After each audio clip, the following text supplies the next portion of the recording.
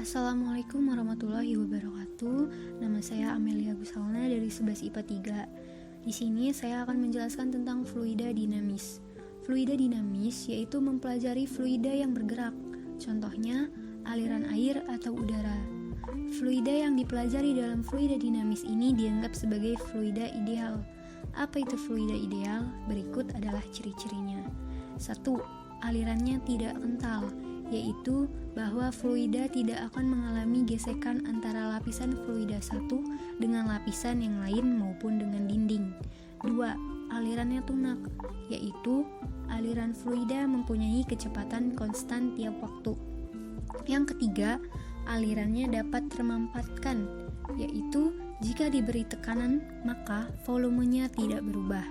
Yang keempat, alirannya bersifat linier, yaitu tiap paket fluida mempunyai arah aliran tertentu dan tidak terjadi turbulensi atau pusaran-pusaran.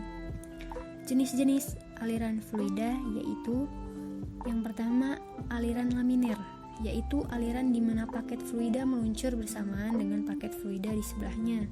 Biasanya terjadi pada aliran fluida yang berkecepatan rendah yang digambarkan dengan garis sejajar. Yang kedua, aliran turbulen, yaitu aliran di mana paket fluida tidak meluncur bersamaan dengan paket fluida di sebelahnya. Biasanya terjadi pada aliran fluida yang berkecepatan tinggi dan digambarkan dengan garis yang tidak sejajar, bahkan sampai berputar atau membentuk pusaran. Yang ketiga, aliran transisi, yaitu terjadi apabila aliran fluida dalam pipa mulai tidak sejajar dengan dinding pipa. Hal ini terjadi bila fluida tersebut mencapai kecepatan kritis, berada pada daerah antara aliran laminer dan aliran turbulen. Persamaan kontinuitas. Pertama, kita kenalan sama yang namanya debit. Kalau kita suka buka kerannya itu ngalirnya itu banyak banget atau sedikit banget. Jadi kita ngomongin kayak gitu kalau mau lebih keren pakai istilah debit ya. Jadi debit sendiri adalah besaran yang mengatakan volume fluida yang mengalir melalui suatu penampang dalam waktu tertentu. Kalau dari sisi rumus, kita punya volume per sekon waktu. Kalau di rumus yang lain juga, kita bisa katakan laju aliran yang luas, yang lewat suatu luas penampang. Jadi, kita punya debit bergantung pada 4 variabel ini, dan karena sama-sama debit boleh sama dengankan. Jadi boleh dibilang volume per waktu sama dengan A dikali V. Lanjut ke persamaan kontinuitas. Persamaan kontinuitas yang bisa dibilang katanya kalau ada suatu pipa luas permukaan berbeda selama masih satu ketinggian alias tidak ada resol ketinggian yang berbeda, maka debitnya akan sama. Maka secara persamaan kita boleh bilang A1 kali V1 sama dengan A2 kali V2. Hukum Bernoulli. Hukum Bernoulli yang bilang kurang lebih mirip kayak kontinuitas, tapi ada perbedaan ketinggian atau perbedaan tekanan, atau dua-duanya beda. Maksudnya gimana? Bayangin aja, kita lagi irigasi. Kita mau ngalirin air, tapi ngalirinnya ke atas, waduknya di bawah. Selain perbedaan kecepatan aliran otomatis, nanti bisa juga ada tekanan udara luar yang berbeda di lokasi atas dan bawah. Kalau nanti di soal atau dalam konteks data-data di soal itu tekanannya nggak ada perbedaan, ya rumus ini boleh V1 dan V2-nya dicoret.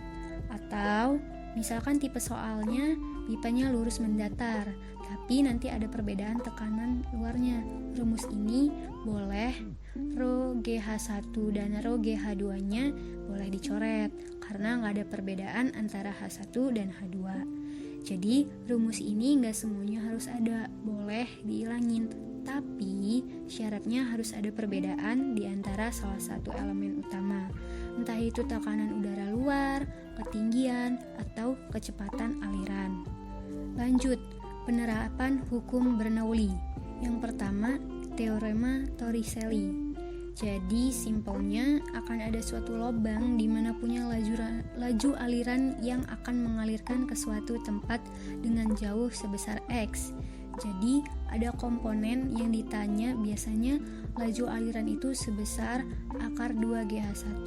H1-nya adalah ketinggian di atas lubang menuju permukaan, alias kedalaman zat cair di atas lubang, dan yang namanya X itu jarak jangkauan dari aliran yang jatuh. Yang kedua ada venturimeter. Venturimeter kurang lebihnya adalah alat ukur lajuan air. Ada yang tidak dilengkapi manometer dan ada yang dilengkapi manometer, yaitu seperti pipa U ini, tapi tertutup. Dari sisi rumus juga berbeda, lebih kompleks yang dengan manometer. Tapi kompleksitas yang tercipta dari sisi rumus itu membuat nilainya lebih akurat untuk venturimeter yang pakai manometer. Dan isi manometernya itu biasanya raksa. Yang ketiga, tabung pitot. Tabung pitot itu sendiri adalah alat ukur fluida juga, tapi fluidanya berupa gas. Dan biasanya kalau tabung pitot otomatis sudah ada manometernya. Keempat, pesawat terbang. Kenapa pesawat terbang bisa terbang? Pesawat terbang bisa terbang karena ada gaya angkat ke atas dari fluida. Dalam konteks ini, fluidanya adalah udara. Jadi, pesawat bisa ke atas penyebabnya adalah karena sayap.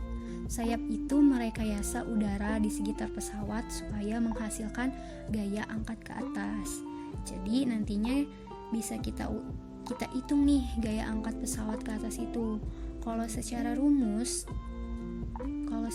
tekanan berarti delta P dikali A. Tapi delta P ini secara hukum Bernoulli bisa diganti dengan setengah massa jenis udara dikali dengan selisih kuadrat dari kecepatan di atas dan di bawah. Kecepatan di atas bakal lebih besar kalau take off.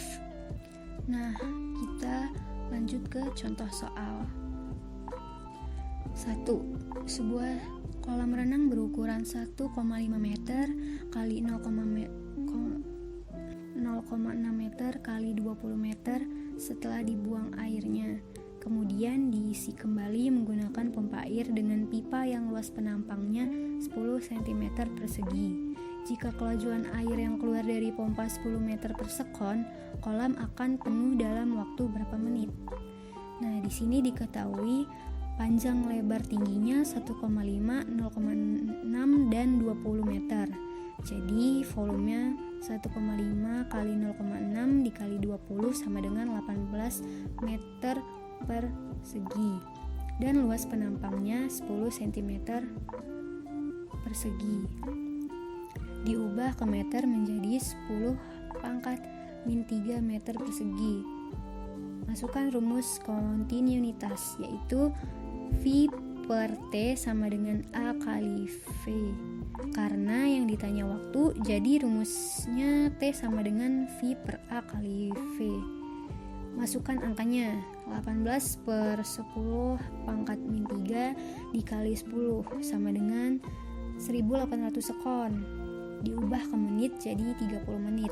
Jadi kolam akan penuh dalam waktu 30 menit. Lanjut nomor 2. Pada alat venturimeter, penampang besar luasnya 5 cm persegi dan penampang kecil luasnya 3 cm persegi, seperti pada gambar. Maka debit aliran pada pipa tersebut adalah, di sini diketahui hanya 80 cm kan, diubah ke meter menjadi 0,8 meter. A1-nya 5 dan A2-nya 3. Terus yang ditanya debit aliran. Karena F1-nya belum diketahui, maka masukin rumus F1 sama dengan akar 2GH per A1 per A2 kuadrat min 1. Lalu masukkan angka. Akar 2 dikali 10 dikali 0,8 per 5 per 3 kuadrat min 1. Jadi F1 sama dengan 3 meter. Kemudian masukkan rumus debit. Q sama dengan A1 dikali F1 sama dengan 5 kali 10 pangkat min 4 dikali 3 sama dengan 1,5 kali 10 pangkat min 3 meter persegi per sekon. Jadi, debit aliran pada pipa tersebut adalah 1,5 kali 10 pangkat min 3 meter persegi per sekon. Sekian dari saya, kurang lebih mohon maaf. Terima kasih. Wassalamualaikum warahmatullahi wabarakatuh.